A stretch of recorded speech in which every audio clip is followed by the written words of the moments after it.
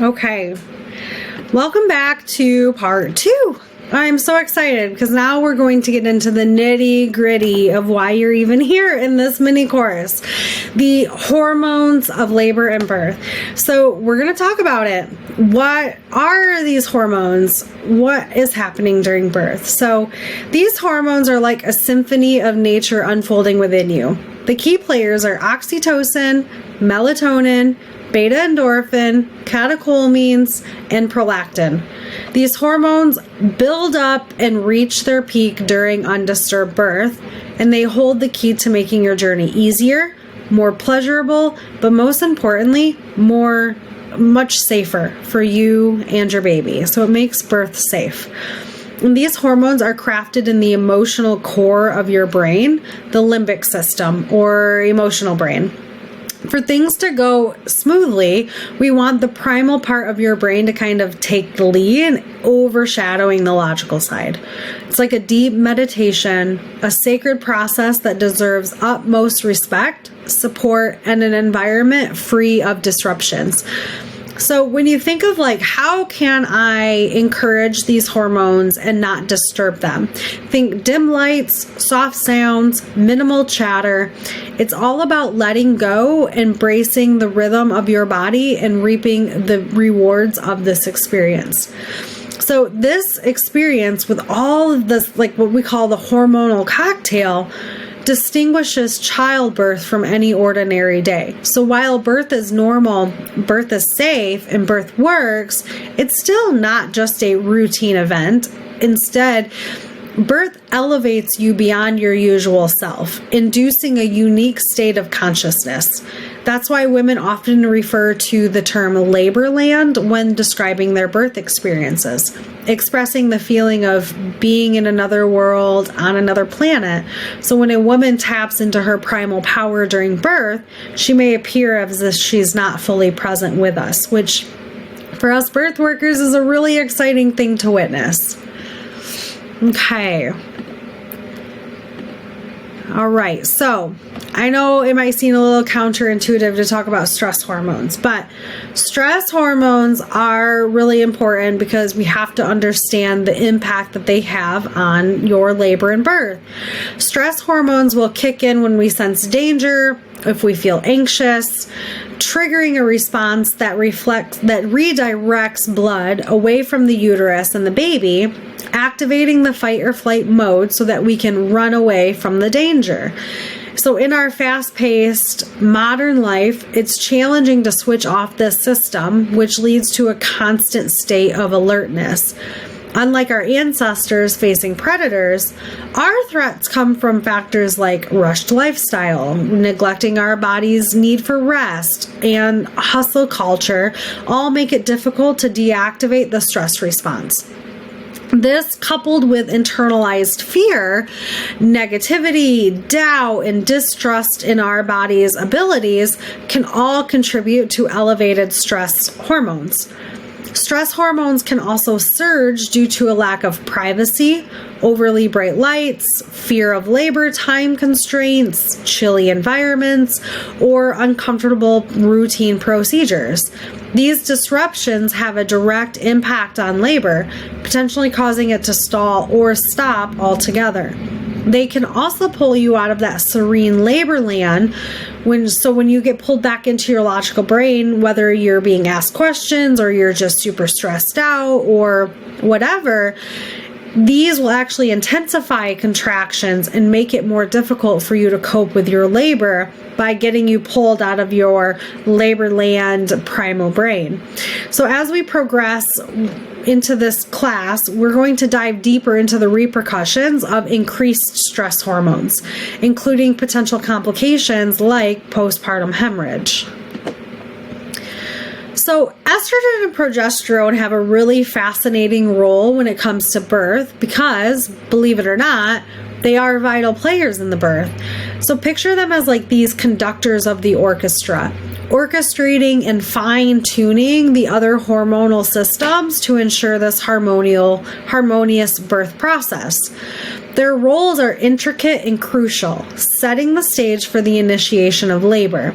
Estrogen takes the center stage by enhancing the number of uterine oxytocin receptors and the connections between muscle cells, which are also called gap junctions. This essentially wires up your uterus, preparing it for these well-coordinated contractions. So think of it as like a masterful symphony where each of these notes are perfectly timed. But here's where the duet comes into play. When estrogen and progesterone join forces, they activate opiate pain-killing pathways in both the brain and the spinal cord. So it's like having natural pain relief, a natural pain relief system in place designed to support you throughout the intensity of your labor. Oxytocin, let me move me over here. So oxytocin is the hormone of love. Originating deep in the middle brain or hypothalamus, oxytocin isn't just about labor. It's intertwined with sexual activity, orgasm, birth, breastfeeding, all of your ejection reflexes. Oxytocin also lowers blood pressure, slows the heart rate, erases fear, and sparks curiosity and a desire to connect. So even a simple "I love you" will release oxytocin. Engaging in deep, slow breathing, meditation, singing, dancing, laughing, pleasurable touch, kissing, praise, hugging, prayer, all of these serve as ways to unlock a natural release of oxytocin. So oxytocin is the most potent uterotonic hormone, which means it makes the uterus contract. Oxytocin is produced in a pulsatile pattern, meaning it's not a continuous drip or a continuous flow, but it's released in a pattern, in pulses. So it's usually released about every 3 to 5 minutes during early labor, and this intensifies as labor progresses. Late pregnancy will see a surge in oxytocin receptors, or we'll call those keyholes, and oxytocin is like your keys. This creates a feedback loop before labor even begins. As your baby descends, your baby's head will interact with stretch receptors in the lower vagina that also triggers additional surges of oxytocin. This sets in motion that positive feedback loop, also known as the Ferguson reflex. Notably, oxytocin plays a pivotal role in various reflexes like the fetal ejection reflex, the letdown reflex, orgasm, and a lot more. After birth, oxytocin levels will persist at elevated levels, further heightened as your baby engages in touching, licking, nuzzling the breast, being skin to skin. All of these interactions aid in maintaining uterine contractions, which is also serving as a safeguard against postpartum hemorrhage. So maintaining a high level of oxytocin is important, as interruptions induced by stress, fear, or distractions can escalate the risk of postpartum hemorrhage as well. In some hospital settings, healthcare providers may administer a shot of Pitocin, sometimes without your consent, to induce continued uterine contractions. This is highly unnecessary when your birth team and your care providers understand these hormonal processes. And by getting synthetic hormones, it will deem your natural hormonal processes to go offline. Your system will just go offline. So it's really good to understand that even normal routine procedures can hinder the hormones. And so just, again, going back to that informed consent stuff, knowing the good, bad, ugly, and indifferent, being able to openly have these conversations with your care providers so that everybody's on the same page. Additionally, even like well-intentioned comments from your birth team, like, "Oh my gosh, the baby is so cute," or asking if it's a boy or a girl, any voices not belonging to you, your spouse, your older children, these should all be minimized to preserve your birth sanctuary. Any elements that may divert your attention back to your logical brain could disrupt this oxytocin flow, potentially elevating your risk for postpartum hemorrhage. It is advisable to discuss and adopt a hands-off approach from your birth team. So actions like wiping your baby's face, any form of touching by anyone other than you or your spouse, loud voices, all of these have the potential to interfere with the natural flow of oxytocin, creating an environment that may contribute to excessive bleeding. As the mother, it's recommended that you are the sole individual stimulating, touching, talking to your baby during this very crucial time. In cases where your baby may require additional assistance, your birth team should be very well versed in guiding you on how to stimulate, communicate, and provide necessary support, including administering breaths if that is required. Now, if your baby requires extra support from your birth team, it is essential that this assistance takes place while the baby still remains attached to the umbilical cord and in close proximity to you. Once the baby's umbilical cord is cut, there is no oxygen supply if the baby is not fully breathing yet. So keeping baby connected to the umbilical cord, which is also connected to the placenta, is very, very important to continuously get that oxygen to your baby. So once your baby has successfully transferred and respirations are good, heart rate is good, all the things are good, your baby should be promptly returned to you. Fun fact, did you know that anyone present at your birth will actually benefit from the oxytocin that your body produces? So if you ever hear like a birth worker or a family or friend just refer to it as like the birth high, that is from the oxytocin. It's pretty cool. Okay, melatonin. So melatonin, while commonly associated with promoting sleep, recent research has uncovered its intricate interplay with oxytocin. Melatonin takes the center stage by enhancing the efficiency of the keyholes in the uterus, working hand in hand with oxytocin receptor sites. So the number of receptor sites for both oxytocin and melatonin tend to rise together. So they increase together. Labor often begins or intensifies between the hours of midnight and 5 a.m., a period when our bodies naturally produce the highest levels of melatonin. This time frame aligns with birth stories where labor tends to peak in intensity during the serene and quiet time hours because there's a lot less distractions, there's less stress, the kids are in bed if you have older kids, all the things. So if you ever watched videos of wild animals, it's very evident that seeking privacy, safety, and tranquility is really a universal instinct. So between midnight and 5 a.m., that potential for threat, stress, and disruptive noises really diminishes. So to synchronize with this natural rhythm, my advice is to embrace the night. Keep the lights dim, rest, be horizontal, create that tranquil birthing space. While daytime activity is suitable for managing your day-to-day responsibilities, especially if you have older children, it is crucial to recognize that the excitement of early labor may prompt some individuals, namely mostly first-time moms who are just really, really excited to birth their babies. It kind of prompts you guys to engage in these various activities throughout the night. So timing contractions, being on the birth ball, being awake when you're in early labor. And this can actually lead to maternal exhaustion, hindering the onset of active labor and potentially leaving you way too fatigued to effectively cope with the intensity of transition and the pushing phase.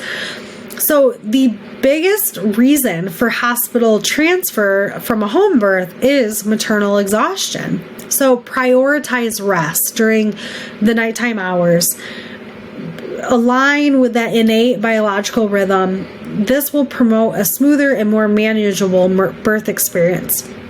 So I'm going to read something that Gloria LeMay wrote in The Importance of Sensory Quiet. And it reads, "Many couples don't call their midwife until the sensations are coming 5 minutes apart, 30 seconds long.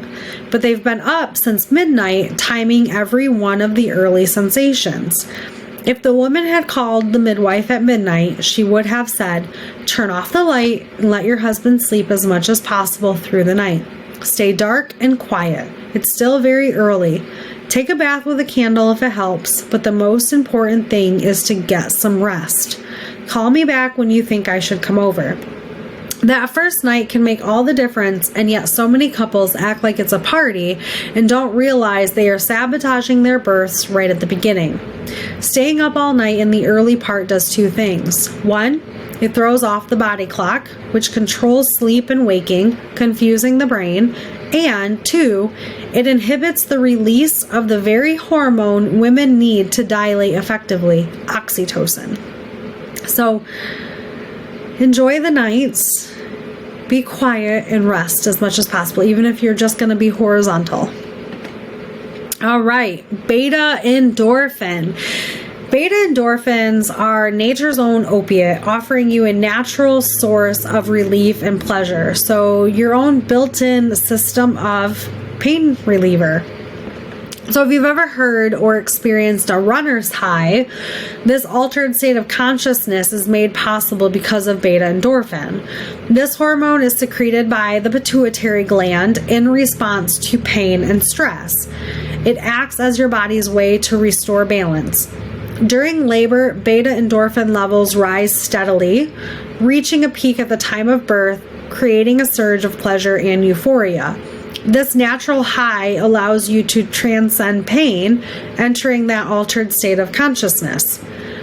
Beta endorphins also play a pivotal role in reinforcing positive behaviors.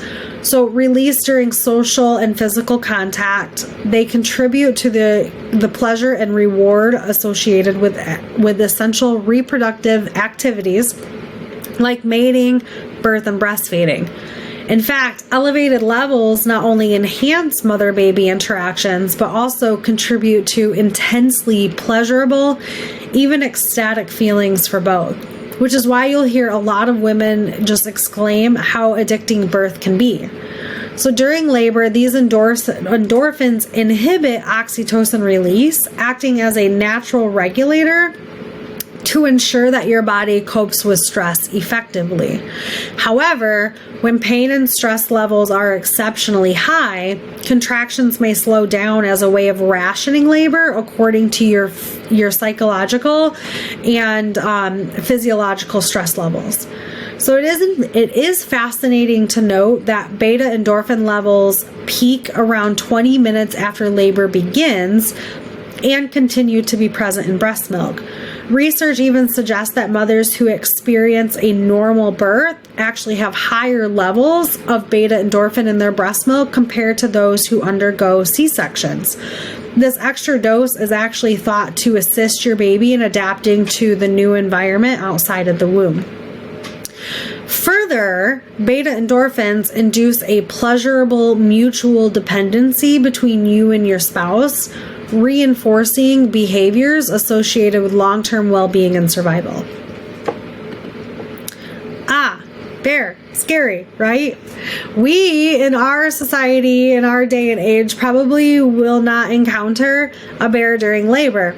Though there might still be women out there who choose to birth in the wilderness, and that is awesome, and they might come up to a bear. Never know. But we're going to use this as a hypothetical scenario. So picture this. You're in labor and a bear approaches you. Your body is intelligent and geared for self-preservation. So your body is going to prioritize escaping from this potential threat. So in this situation, your body is going to naturally signal, sorry, we're not in labor anymore. I need my legs. I need to run away and get away from this bear. So consequently, this response is going to impede the release of oxytocin, slowing and even halting your labor process. Babies are remarkably in tune with their mother's emotional and chemical states. And many birth stories highlight instances where labor, initially robust and active, suddenly slows or halts upon reaching the hospital. The stress of transportation will trigger the release of additional stress hormones. Subsequent experiences like cervical checks, triage under the bright lights, loud voices, various machine noises, being cold because the hospitals are always cold. All of this will further disrupt the labor process. So the body, responding to this less than ideal environment, may signal, okay, never mind, I'm not in labor anymore. And then many times women are told, you're not in labor, or it's really early, you just need to go home until your labor resumes. And I actually experienced this with my second birth. I arrived at the hospital a little more than 24 hours after labor began. I was like 2 to 3 centimeters dilated. I labored the halls, in the shower, the whole 9 yards, never progressed. I went home. A few hours later, my water broke, and I went back to the hospital and had a baby a couple hours after that. So it does happen to many, many women. So this leads me into catecholamines. Now, it is crucial to understand that catecholamines both can help and hinder the birth process. And I'm going to explain that. So catecholamines are fight or flight hormones, namely epinephrine and norepinephrine, also known as adrenaline and noradrenaline. And these are vital players in orchestrating the events of labor and the initial birth. These hormones are produced by your body in response to stresses such as hunger, fear, cold, and excitement. Now, during labor, your body gradually increases the production of these hormones, reaching peak levels around the time of transition. However, in early stages of labor, heightened epinephrine levels can actually inhibit uterine contractions, potentially slowing or even halting the progression of labor. This high level of epinephrine in early labor reflects the activation of your fight or flight system in response to fear or perception of danger. Similarly, norepinephrine acts to reduce blood flow to the uterus and placenta, diverting resources away from the baby to divert it to the major muscle groups so that you may flee to safety. Now, in a natural birth setting, the sudden surge of catecholamines during transition triggers what is known as the fetal ejection reflex. This reflex, typically following an undisturbed birth, is characterized by a rush of energy and strength for you. Now, alongside elevated oxytocin levels, these hormones, so catecholamines and oxytocin, are going to induce those powerful ejection contractions, which facilitates the quick and efficient birth of your baby. Now, during the surge of catecholamines, most women find that they want to be upright, they're alert, you might have a dry mouth, shallow breathing, perhaps you'll have the urge to grasp something. You may even express fear, anger, or excitement. Or a lot of women be like, I can't do this anymore, or they might think that. I've even heard accounts, and with my last birth, I felt like I just wanted to crawl right out of my body and be like, let my body continue to do this. I can't do it no more. And so these are all very normal responses to this surge of catecholamines, and it means your baby is so super close. So this surge, coupled with the elevated oxytocin levels associated with that positive feedback loop, that Ferguson reflex that we've talked about, results in these powerful contractions, facilitating a quick and efficient birth. So which is that fetal ejection reflex. Now, as I was digging through like different resources and stuff on oxytocin, I found this really funny story. It made me chuckle anyways, of these anthropologists. I just pronounced that the wrong way. Anthropologists. Anyways.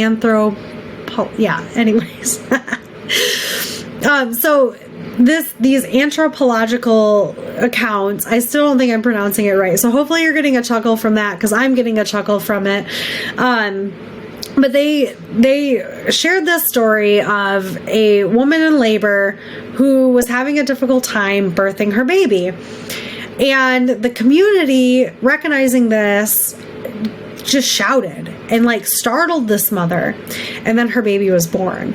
And so it even suggests that you can, I guess, artificially induce a catecholamine surge by like shouting at the mother or startling her. So I don't know, maybe have a funny conversation with your birth team. Like, if I'm having a hard time pushing, maybe shout at me. I don't know, it might be a funny conversation. But the story that I read, it triggered the fetal ejection response, or the reflex, and then the baby was born very quickly, and I chuckled after I read that. So okay, so moving on.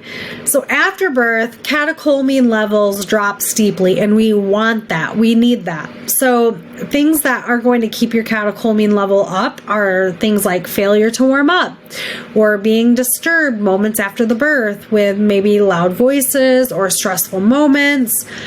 And by keeping the catecholamine levels high, it inhibits uterine contractions, and this increases the risk of postpartum hemorrhage. On a side note, norepinephrine also plays a role in instinctive mothering behaviors.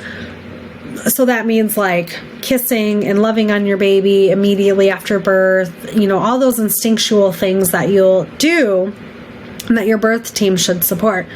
Now, for your baby, labor introduces excitement and stress, which is reflected in increasing catecholamine levels.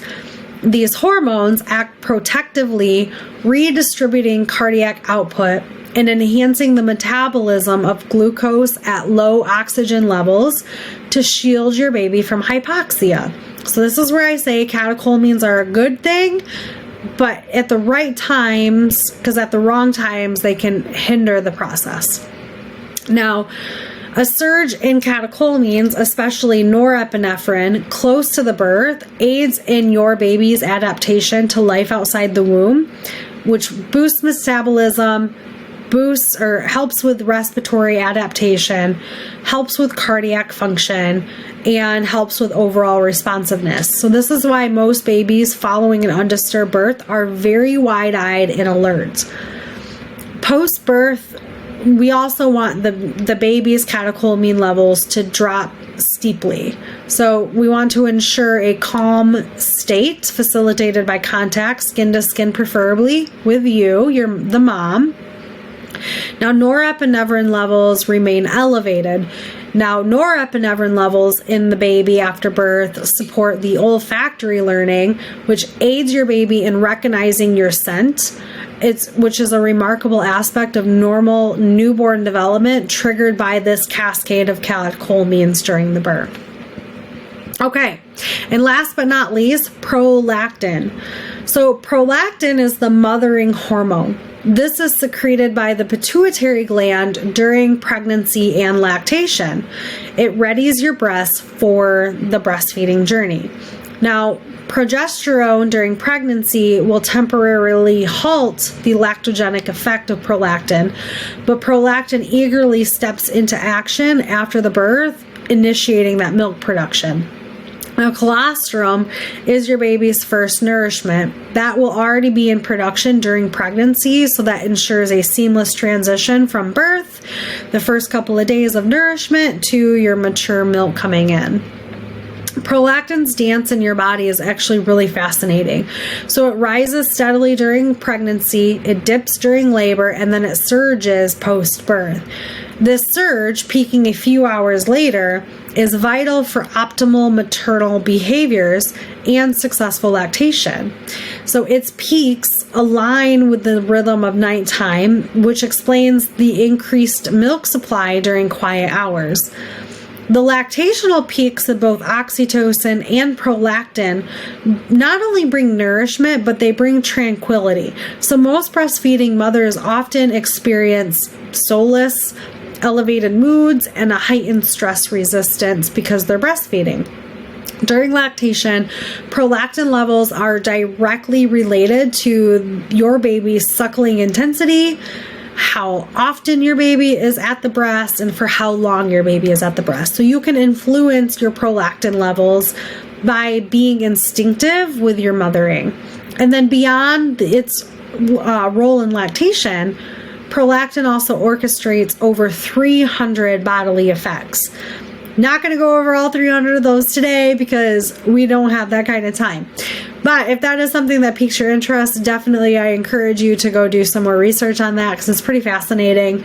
But to just kind of sum it up, a prolactin is like a hormone of surrender, guiding you to prioritize your baby's needs. So another like testament to the benefit of baby wearing, by carrying your baby, you can actually influence your prolactin levels as well. So that's pretty cool. And then another fascinating tidbit about prolactin is that your spouse, the father-to-be, will share in that rise of prolactin just before birth, which fosters more responsiveness to your baby's cries. So, okay, summing it up, and then this is going to be the end of part 2. And then you're going to come back and we're going to talk about common interventions and things like that in the hospital system, or even sometimes at home. So definitely come back for part 3 because it's going to be super interesting and eye-opening, and is going to help you with your birth plan. So we're going to sum it up here that embarking on this incredible journey of childbirth, we find ourselves in awe of the intricacies woven into this marvel by God. At least I find myself in awe. Every time I study this, I'm like, oh my gosh, that's amazing. So confidence is going to become your guiding light, a personal compass shaped through diverse avenues. So self-education with childbirth education courses like this, books, read lots of books, and I will even have a book list for you in the last module of this course as well. And so definitely check out the book lists, tune into podcasts, and immerse yourself in supportive communities. So armed with knowledge, you can navigate this labyrinth of childbirth with confidence and empowerment. So within this lies the imperative task of dispelling myths surrounding childbirth. So consider a belief that pushing you must be on your back. This myth is readily debunked by choices women make when they are free to follow their instincts.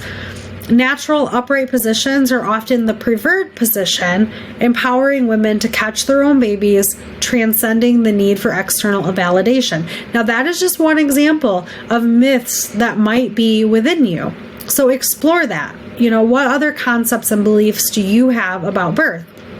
A positive birth experience, it really hinges on shedding these misconceptions consciously. It entails a deliberate exploration of our beliefs, shedding any unconscious teachings that may distort the genuine essence of childbirth.